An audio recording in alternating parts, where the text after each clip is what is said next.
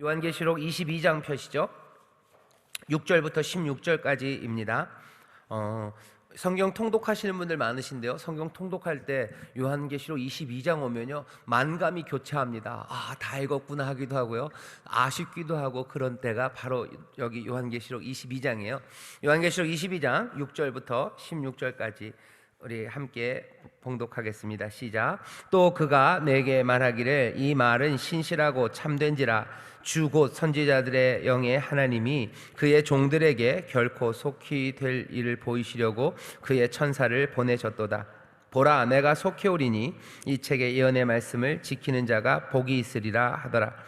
이것들을 보고 들은 자는 나 요한이니, 내가 듣고 볼 때에 이 일을 내게 보이던 천사의 발 앞에 경배하려고 엎드렸더니 저가 내게 말하기를, 나는 너와 내 형제 선지자들과 또 이 책의 말을 지키는 자들과 함께 된 종이니 그리하지 말고 오직 하나님께 경배하라 하더라. 또 내게 말하되, 이 책의 예언의 말씀을 임봉하지 말라. 때가 가까우니라. 불의를 하는 자는 그대로 불의를 하고, 더러운 자는 그대로 더럽고, 의로운 자는 그대로 의를 행하고, 거룩한 자는 그대로 거룩하게 하라. 보라, 내가 속히 오리니 내가 줄 상이 내게 있어 각 사람에게 그의 일한 대로 갚아주리라. 나는 알파와 오메가요, 처음과 나중이요, 시작과 끝이라. 그 두루마기를 빠는 자들은 복이 있으니 이는 저희가 생명나무에 나아가며 문들을 통하여 성에 들어갈 권세를 얻으려 함이로다. 개들과 술객들과 행음자들과 살인자들과 우상숭배자들과 및 거짓말을 좋아하며 지어내는 자마다 성 밖에 있으리라. 나 예수는 교회들을 위하여 내 사자를 보내어 이것들을 너희에게 증거하게 하였노라. 나는 다윗의 뿌리요 자손이니 곧 광명한 새벽별이라 하시더라. 아멘. 오늘 읽은 본문에도 여러 가지 상징들이 꽤 많습니다. 하지만 여기 오늘 우리가 읽은 이 말씀이 우리에게 주시는 메시지는 굉장히 분명합니다. 메시지는 분명해요. 그 모든 상징들, 환상들, 그리고 보여지는 이미지들을 우리가 하나하나 다 정확하게 알 수 있다고 말하기는 어렵습니다. 하지만 이 전체가 우리에게 전하는 메시지는 아주 분명합니다. 이 얘기를 좀 할 거예요. 경배하기. 주여 지난밤 내 꿈에 보였으니, 우리 찬송도 하시고. 먼저 효화행복 책자를 보시죠. 시간이 많지 않으니까 아주 간단하게 설명을 하겠습니다. 첫 번째 단락 한 8줄 있어요. 우리 같이 읽겠습니다. 시작. 하나님의 뜻이 이루어지는 그 나라가 여기 요한계시록에서는 하늘에서부터 하나님께로부터 내려오는 것으로 표현됩니다. 플라톤 이후 헬라 철학과 로마 철학자들을 포함한 그 당시 사람들은 고상한 삶으로 이 땅에서 잘 살다가 하늘나라로 올라가는 것이 제일 좋은 삶이라고 생각했습니다. 마음의 평안을 추구함으로 윤리적으로 살아가다가 생명이 끝나는 날 조용히 하늘로 올라가는 사람들이 복된 인생이라고 생각하였으나 정반대입니다. 요한계시록에서는 그 땅이 하늘이 아닌 우리 가운데 임합니다. 바벨론이 진주와 금과 자주옷, 그 권세와 아름다움으로 가장하였었으나 이제는 참된 아름다움과 진실함 그리고 충만함이 우리 가운데 온다는 것입니다. 이 환상이 어떻게 실제로 펼쳐질지에 대해서는 우리는 여전히 알 수 없습니다. 거기까지예요. 요한계시록에 대해서 우리가 좀 알아야 되는 거고요, 여기 다시 한번 확인하는 겁니다. 새 예루살렘은요 하늘에서 내려옵니다. 앞에 21장 보시면요 분명히 이렇게 써 있어요. 21장 2절에 또 내가 보매 거룩한 성 새 예루살렘이 하나님께로부터 하늘에서 내려오니, 그렇게 되어 있어요. 거룩한 성, 거룩한 도시가 하늘에서부터 내려와요. 그리고 사람들은 그곳에서 살아갑니다. 진주문이에요. 그리고 생명나무, 생명수가 있어요. 그곳에서 살아요. 이 예루살렘이 다시 하늘로 올라간다는 이야기는 없습니다. 일본 만화 있죠. 천공의 성 라퓨타 그래가지고 하늘로 올라가는 성, 그렇지 않아요. 분명히 하늘에서부터 내려온다고 돼 있어요. 하지만 이 말도 물리적으로 이해하는 건 조금 환상으로 이해하는 건 아닙니다. 그 얘기는 이게 정말로 뭔가 하늘에서가 내려오는 건가, 아니면 우리가 올라가는 건가에 대해서 뭐라 해야 되나요? 거기에서 너무 궁금해하지 마셔요. 하지만 표현은 어떻게 되어 있어요? 하늘에서부터 내려온대요. 내려온다는 게 우리에게 주는 뭐죠? 그 충격은 뭐냐면요, 이거요. 사람들이 생각하는 것과는 다르다는 거예요. 그 당시 사람들이 생각하는 것과는 전혀 달라요. 왜? 여기 요한계시록에 쓰여졌던 때 사람들은 어떻게 생각했어요? 그냥 이 땅에서 뭐 윤리적으로 뭐 여러 학파들이 있죠. 뭐 스토아, 뭐 에피크로스, 뭐 이렇게 살아가는 거야. 인생은 이런 거야. 그렇게 살든지 살고 끝나든지 아니면 그렇게 살다가 좋은 곳에 가면 된다고 생각했어요. 다 좋은 곳에 가면 된다고 생각했는데 여기 요한계시록이 우리에게 주는 건 사람들이 생각과는 전혀 다른 겁니다. 새하늘 새 땅, 새 예루살렘이 우리 가운데 내려온대요. 이 얘기는 다시 말씀드릴게요. 정말로 물리적으로 뭐가 내려온다고 그냥 확신하는 것도 조금 위험합니다. 왜? 내려온다는 것 자체도 뭔가 환상일 수 있어요. 하지만 분명한 메시지는 뭐예요? 사람들이 생각하는 것과는 다릅니다. 그냥 여기서 잘 살다가 하늘나라 가겠지, 그것과는 전혀 다른 방식으로 하나님이 그 인류 역사의 마지막을 장식하실 거예요. 어떻게는 알려주지 않으십니다. 그냥 내려온다고만 말씀을 하셔요. 그러니 어떻게 해야 돼요? 어떻게 이 일이 될까에 마음 빼앗기지 마셔요. 어떻게를 안다는 사람들에게 마음 빼앗기지 마시고, 어떻게를 안다고 자랑하는 사람들을 존경할 일도 아닙니다. 어떻게는 뭐예요? 그냥 가려져 있어요. 어떻게 새 예루살렘이 우리 가운데 임할까? 마지막은 어떻게 될까는 가려져 있어요. 그 대신 하나는 분명합니다. 사람들이 생각하는 것과는 전혀 다를 겁니다. 그냥 마음에 기대만 가득 가지세요. 마음에 기대를 가지세요. 내가 기대합니다. 예, 기대합니다. 우리를 깜짝 놀라게 하실 거예요. 하나님이 상상력이 풍부하셔요. 선물을 주시는데요, 그냥 빤한 선물을 주시지는 않습니다. 새하늘과 새 땅 그 역사의 마지막을 모두가 사람들이 알만한 것들로 하나님이 마무리하지 않으실 것 같아요. 우리를 깜짝 놀라게 하실 겁니다. 온 우주를, 그래서 하나님의 그 영광을, 하나님의 그 지혜로우심과 그 능력과 그 창조의 위대하심을 우리가 놀라게 그렇게 하실 거예요. 우리가 상상하고 알만한 방식으로 그렇게 하지는 않으실 겁니다. 적어도 하늘에서 내려온다 그러죠. 그것만 해도 사람들이 생각하는 것과는 전혀 달라요. 우리의 생각과 다른 방식으로 오실 겁니다. 다른 방식으로 새 예루살렘이라고 말하는 그 새로운 존재, 아니면 새로운 영원한 시간들이 우리 가운데 펼쳐질 거예요. 거기에 대해서 사람들이 연구할 수 있습니다. 과학자들이 연구하죠. 우주가 어떻게 될까, 다시 더 팽창해 나갈까, 아니면 또 줄어들까, 온갖 이야기들 해요. 하지만 아마 그것들을 다 뛰어넘는 무언가로 하나님이 우리에게 말씀해 주실 거예요. 아니, 말씀이 아니라 그렇게 역사하실 겁니다. 그러니 두 가지예요. 하나는 기대하십시오. 개봉박두예요. 두 번째요, 안다고 하는 사람들 얘기에 거기에 너무 마음 빼앗기지 마셔요. 가끔가다 무슨 애플이나 삼성에서 핸드폰이 나올 때는 이런 거라고 사람들이 예측하기도 하고 몰래 찍어오기도 해서 김을 빼기도 합니다. 하나님은 그렇게 김 빠지게 만들지 않으실 거예요. 철저한 보안 가운데 가장 놀라운 것들을 준비해서 우리 가운데 주실 겁니다. 그러니 그거 삐집고 들어가서 알라고 너무 애쓰지 마시고, 안다고 하는 사람들은 안다고 그렇게 크게 이야기할 수 있는 건 아닙니다. 다시 한번 역사의 마지막에 대해서 갖고 있는 거면 기대하십시오. 놀라운 일이 일어날 걸 기대하셔요. 하지만 그것이 이런 거다 저런 거다 하는 것에 마음 빼앗기지 마시고, 그런 사람들을 쫓아가는 사람들을 향해서 모르는 거다라고 얘기해 주셔요. 사람들을 미혹하는 많은 사람들이요, 말세에 대해서 이야기하면서 미혹합니다. 왜냐하면 그거는 아무도 모르는 거기 때문에 그래요. 모르니까 아무 말 하는 거예요. 어차피 안 들통날 거예요. 어차피 말 안 하실 거고 보지 못할 거예요. 그러니 아무 말이나 해도 별 상관없습니다. 가장 좋은 방식으로, 자기에게 유리한 방식으로 그렇게들 얘기하죠. 근데 성경이 우리에게 알려주는 건 사람의 생각과는 다르게 올 거예요. 그냥 기대만 가득 가지셔요. 그리고 그 어떻게 너무 마음 빼앗기지 마십시오. 충만함이 우리 가운데 옵니다. 어떻게 펼쳐질지에 대해서는 우리는 몰라요. 자, 그 다음 단락이 있습니다. 그 다음 단락 같이 읽겠습니다. 시작. 본문 6절부터 16절까지는 예수님이 말씀하시는 것 같고 또 어느 순간에는 천사가 말하는 것 같습니다. 왜 그렇습니까? 이것이 환상이고 꿈이기 때문입니다. 하나님께서 요한에게 보이신 환상을 요한이 우리에게 설명하고 있습니다. 그래서 20장에서 읽을 때는 그들을 다 불못에 던졌는데 15절에는 개들과 술객들과 행음자들과 살인자들과 우상 숭배자들과 및 거짓말을 좋아하며 지어내는 자마다 성 밖에 있으리라고 합니다. 이 사람들은 불못에 있는 건가 성 밖에 있는 건가 헷갈립니다. 이렇게 논리적으로 설명하기는 어려운 부분이 있지만 여기서 분명하게 반복해서 들리는 메시지는 있습니다. 그 소리는 무엇입니까? 예수님께서 내가 간다라고 하신 말씀입니다. 우리의 미래는 몽환적이고 정확히 보이지 않습니다. 그러나 불확실한 미래 가운데 가장 분명한 약속은 우리 예수님께서 오신다는 사실입니다.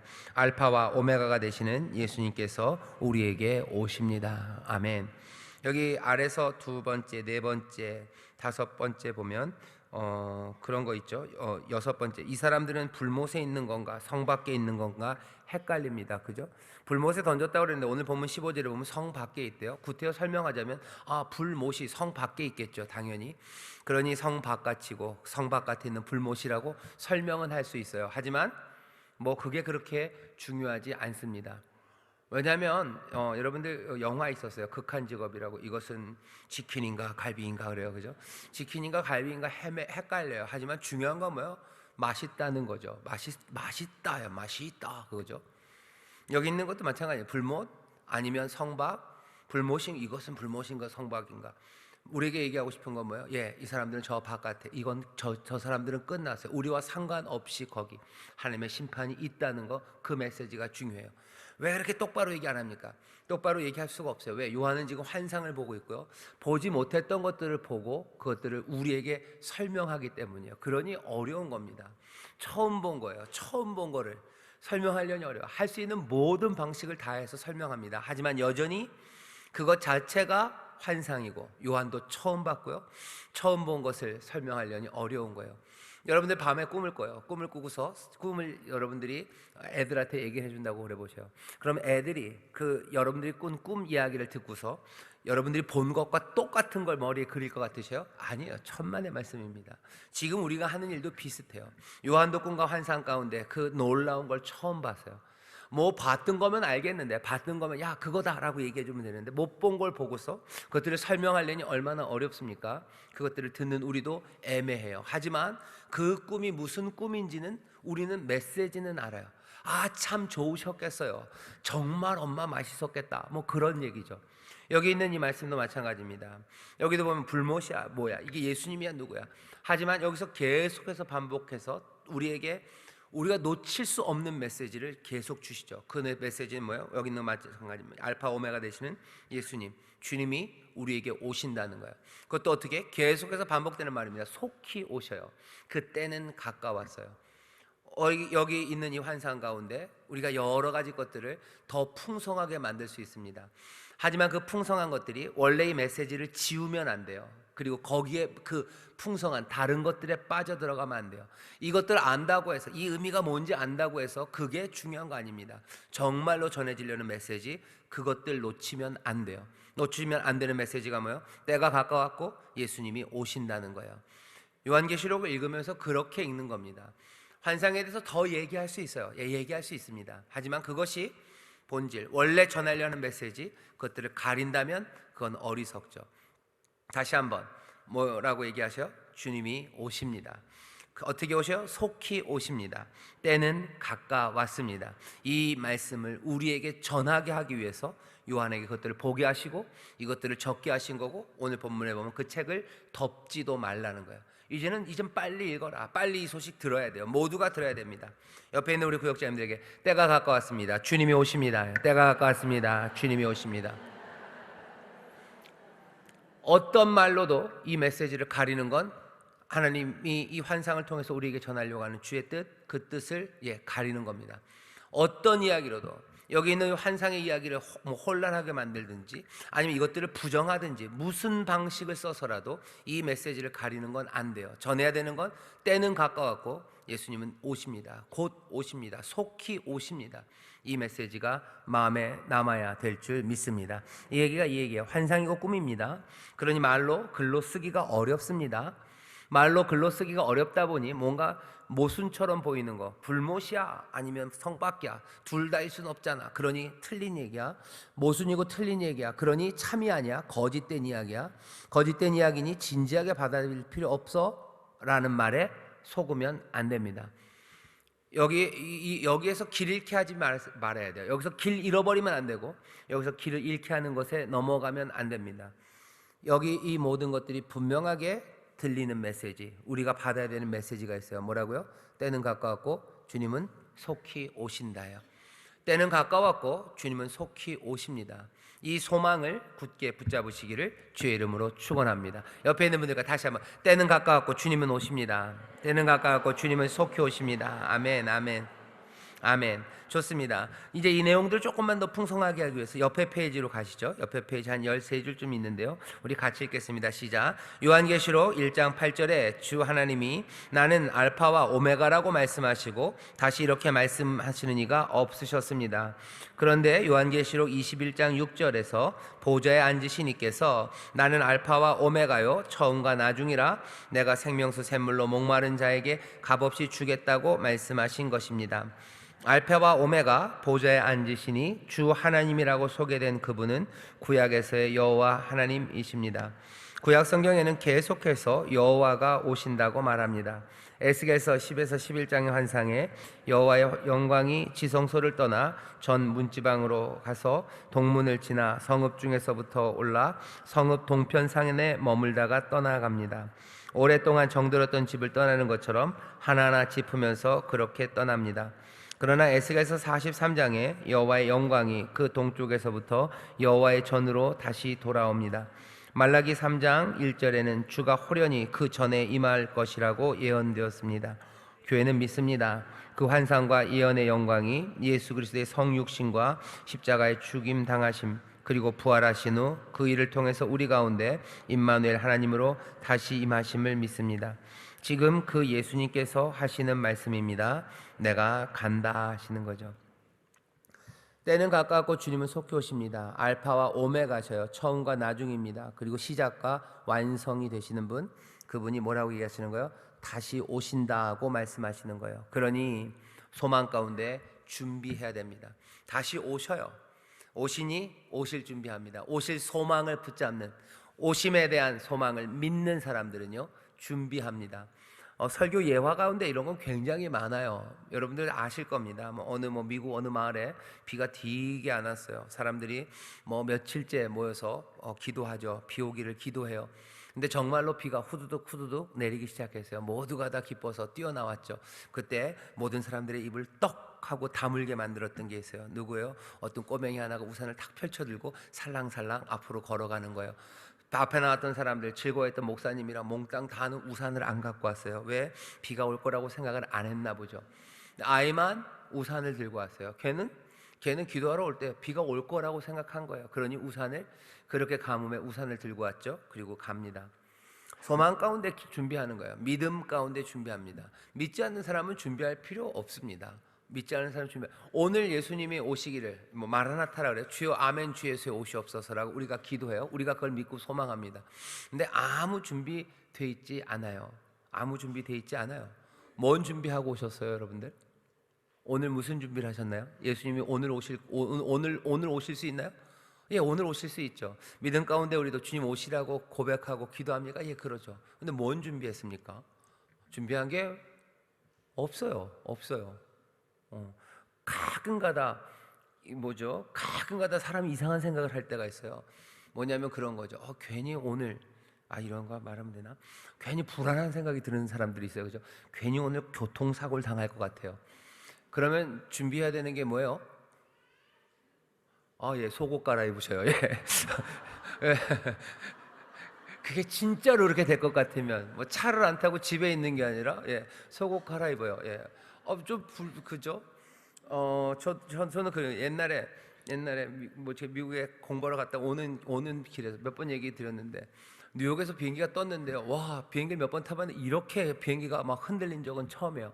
진짜로 막 위아래로 비행기가 왔다리 갔다리 하고 비행기가 막 덜덜덜 떨고 난리도 아니에요. 그런데 이놈의 방송도 안 해요. 그리고 이렇게 지나다니는 승무원들 얼굴 표정도 좋지 않아요.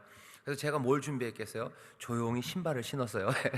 조용히 신발을 신고 혹시라도 어떻게 되면 이제 그래서 신발 신고 요거 띠 잘하고 그다음에 자크 올리고 요거 하는 거죠.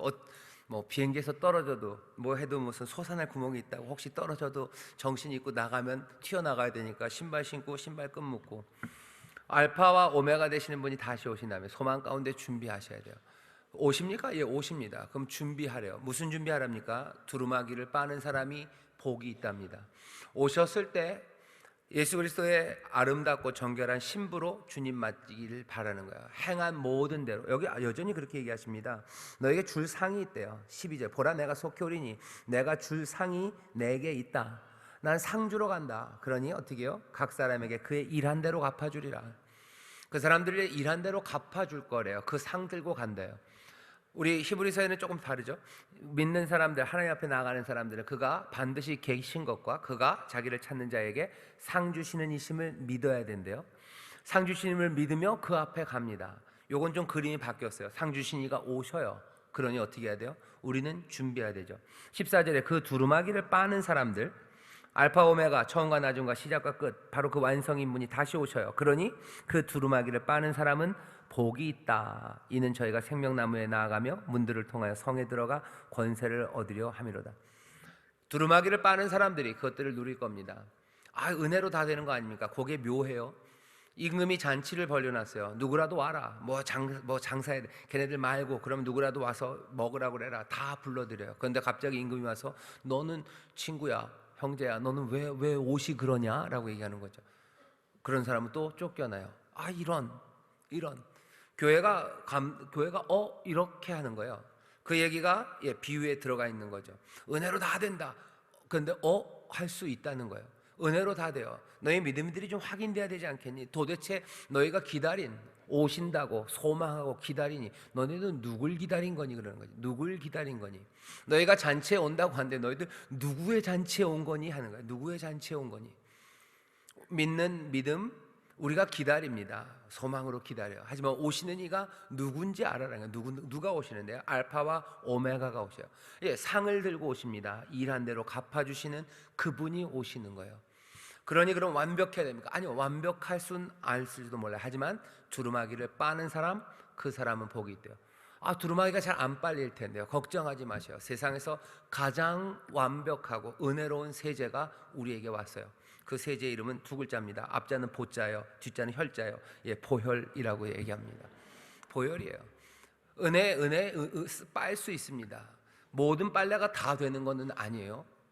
모든 빨래가 다 되는 건 아니죠. 때가 다 빠져요? 아니에요. 그리고 때들 종류마다요, 빼는 방식들이 다 달라요. 하지만 여기 이 세제는요 좀 다릅니다. 못 고칠 질병이 없으신 것처럼 용서하지 못할 죄가 없으셔요. 몽땅 다 정결하게 하시는 그 은혜가 있어요. 그러니 두루마기를 빠는 사람, 거기 나와서 빠는 거예요. 사람들은 자기의 잘못을 어떻게 회복하고 용서받아야 되는지 참 어렵고 모릅니다. 커피가 묻었을 때 어떻게 빠는 건지, 피가 묻었을 때 어떻게 빠는 건지 다 잘 몰라요. 이놈의 무슨 베이킹 소다로 해야 되는 건지, 밥풀로 해야 되는 건지, 아니면 그냥 에이라 모르겠다 락스에다 그냥 넣어버려야 되는 건지 몰라요. 그리고 그것마다 다 다릅니다. 하지만 보혈, 은혜, 그 긍휼하심은 깊고 놀라우셔서 우리의 모든 죄악을 다 정결케 하실 뿐만 아니라 그 안에서 우리의 마음을 바꾸시는 그 보혈이에요. 그러니 두루마기를 빠는 사람들, 그 사람들이 복이 있습니다. 준비는 다른 거 없어요. 그 두루마기를 빠는 준비하래요. 그 보혈 앞으로 나오는 거죠. 그걸 방식은 뭐예요? 믿음이에요. 믿음으로 나와서 은혜 앞에 나와서 그리고 그 은혜 안에서 살아갑니다. 휙 그러면 예수 그리스도로 옷 입는 교회예요. 그리스도의 의를 옷 입는 거예요. 그렇게 살아가는 사람이 복이 있습니다. 그 준비가 우리 가운데 있어야 할 줄 믿습니다. 마지막 단락이 그거예요. 같이 읽겠습니다. 시작. 안타깝게도 우리의 악함으로 주님이 떠나셨습니다. 그러나 이제 다시 오셔서 그 영광으로 우리 가운데 거하시며 우리의 모든 것들을 새롭게 하실 것입니다. 다른 말로 표현하자면 이것이 소망입니다. 7절에 보라 내가 속히 오리니 이 책의 예언의 말씀을 지키는 자가 복이 있으리라 말씀하십니다. 내가 간다는 말씀이 믿음의 사람들에게 위로가 되고 소망이 되며 그들로 하여금 자기의 행하는 일들과 악한 일에서 자기를 다 벗어던져 자신의 두루마기를 희게 할 것입니다. 그 가운데 우리의 찬송과 하나님을 향한 고백과 기도도 있을 것입니다. 주님의 음성, 내가 간다는 그 사랑스러운 음성과 그 급박한 목소리들 안에서 새 힘과 용기, 찬송, 기쁨을 누리는 하나님의 귀한 자녀들, 예수의 사람들이 되시기를 소망합니다. 아멘. 왜 그러죠? 내가 속히 간다. 그러니 이 예언의 말씀을 지키는 자가 복이 있대요. 예언의 말씀을 지키는 자, 14절에서 뭐예요? 두루마기를 빠는 자 이렇게 되어 있습니다. 옷을 빠는 사람이요, 말씀을 지키는 거예요. 이게 두 가지를 한 가지로 하나의 사건으로 통합하려고 애를 쓰기도 하고 아니면 둘을 따로 놓기도 합니다. 하지만 통합하려는 시도나 따로 놓으려는 시도나 그렇게 나쁘지 않아요. 그 일들이 양면이 있는 겁니다. 회개하고 그리고 믿음으로 나오는 거예요. 회개하고 믿음으로 나옵니다. 회개하고 새롭게 순종하기 시작합니다. 그 일들이 내가 간다 하시는 그분을 소망하시는 사람들, 그 사람들의 삶의 태도입니다. 자, 한 걸음 내딛기 같이 읽겠습니다. 시작. 주님이 오신다는 말씀에 내가 준비해야 할 것은 무엇입니까? 내 두루마기에는 어떤 더러움이 묻어 있나요? 더러움의 종류마다 세탁하는 법이 다릅니다. 내 두루마기에 있는 더러움은 어떻게 해야 빠질 수 있을지 이야기해 봅시다. 그리고 정결케 하시는 성령의 도우심을 구하여 함께 기도합시다. 1번의 답은 두 가지예요. 하나는 예수 그리스도의 보혈이 모든 더러움을 해결하십니다요. 주님의 은혜가 우리를 바꿔내실 거예요. 그게 첫 번째입니다. 세제 종류가 많죠. 하지만 우리에겐 하나요. 은혜로 될 거예요. 하지만 또 하나 생각해 봐야 되는 게 있어요. 여러분들 빨래 잘 하시니까요. 모든 세제, 모든 것들을 다 정결케 하셔요. 하지만 그것들을 바꿔서 이제 새롭게 하셔서 우리로 하여금 믿음으로 순종하게 하는 그 일들을 하게 하실 때는요, 우리가 해야 되는 일들이 좀 있습니다. 만능 세제가 뭔지는 모르겠지만 어떤 것들은 칫솔로 문질러야 되고요, 어떤 것들은 곱게 펴서 이렇게 수건으로 꾹꾹 눌러야 될 때도 있어요. 이 얘기는 내 삶에 있는 더러움이 종류가 좀 다릅니다. 어떤 사람은 어떤 거요? 예를 들면 이런 거죠. 누구는 분노에 잘못이 있는 사람이 있어요. 그냥 여러 가지 이유들 때문에 생겼겠죠. 분노가 생겼어요. 어떤 사람은 의심하는 사람들이 있습니다. 의심하면 어려워져요. 분노하면 어려워져요. 그리고 또 어떤 사람은 거짓말하는 사람이 있어요. 그리고 어떤 사람은 폭력적인 사람이 있고 어떤 사람은 욕심이 너무 많은 사람들이 있어요. 이것들을 어떻게 은혜로 몽땅 다 은혜, 하나님의 은혜 안에서, 주님의 은혜 안에서 고쳐질 겁니다. 하지만 이 각각의 상황들이 호전되기 위해서는요, 수건으로 꾹꾹 눌러야 될 때도 있고 아니면 칫솔로 박박 긁어야 될 때도 있고 아니면 칫솔로도 안 되면 그냥 이 큰 거 있죠, 이 큰 솔로 막 푹푹 문질러야 되는 것도 있어요. 내 게으름이 어떻게 해결될지, 당연히 거기 있는 베이스는 은혜가, 하나님의 은혜가 내 게으름을 치료해 주실 거예요. 내 분노를 은혜가 치료하실 겁니다. 근데 은혜를, 이 분노를 치료하기 위해서는 어떻게 해야 될까? 이것도 세상의 방법 말고요, 성경에 여러 가지 방법들이 있어요. 그 이야기들 서로 나누셔요. 분노, 이것들을 내려놓기 위해서 어떻게 용서해야 될지, 용서하는 일들, 그리고 또 내 게으름에서 다시 일어서기 위해서, 미움에서 다시 회복되기 위해서 도대체 어떻게 해야 될지 성령의 도우심을 구하고 서로 권면해 주셔요. 의심이 많은 사람들은 그렇게 하죠. 찬송을 세게 불러. 그럼 그것도 괜찮아요. 의심이 많으면요, 그냥 찬송을 세게 부르는 거예요. 박수를 팍팍팍 치면서 그렇게들 합니다. 저도 그랬었던 것 같고요. 우리 믿음의 선배들이 그래요. 여러분들의 경험을 얘기해 주세요. 하나님의 말씀이 잘 안 믿어질 때, 의심돼서 내 믿음이 식어질 때 난 어떻게 했냐는 거죠. 어떻게 하니까 되더라. 성경은 뭐라고 가르치더라. 그리고 또 우리는 서로 어떻게 격려하더라. 나는 그럴 때 금식하고 기도했더라. 나는 그때 힘차게 박수치고 어려울 때마다 더 시게 아멘을 했더라. 이런 이야기들이에요. 그것뿐만 아니라 내 미움을 어떻게, 그리고 또 내 게으름을 어떻게, 여러 가지 그 방법들에 대해서 이야기하시고, 그 밑바닥에 뭐라고요? 모든 두루마기를 다 깨끗하게 정결하게 하시는 그리스도의 은혜와 사랑이 있음을 믿으면서 하는 거예요. 그걸 깨끗게 하십니다. 나를 바꾸셔요. 또 지난주 설교하면은 시냇가에 심은 나무, 그것들이 아름다운 열매를 맺는 거, 거기에 대해서 금지할 만한 법은 없습니다. 말씀에 의지하면서 기쁨으로 점점 더 따라가기 시작할 때 변화가 일어날 줄 믿습니다. 자, 저기 계신 분들에게 한 번만 더 합시다. 때가 가까웠습니다. 주님은 속히 오십니다. 때가 가까웠습니다. 주님은 속히 오십니다. 또 한 번 할까요? 두루마기를 빱시다. 두루마기를 빱시다. 두루마기를 빱시다. 아멘, 아멘. 오십니다. 준비하는 여러분 되시기를 주의 이름으로 축원합니다. 제가 기도하겠습니다. 하나님 감사합니다. 우리 사랑하는 구역장들, 주님이 오시는 것 소망하며 살아가는 사람들입니다. 주의 아름다운 신부로 설 이들입니다.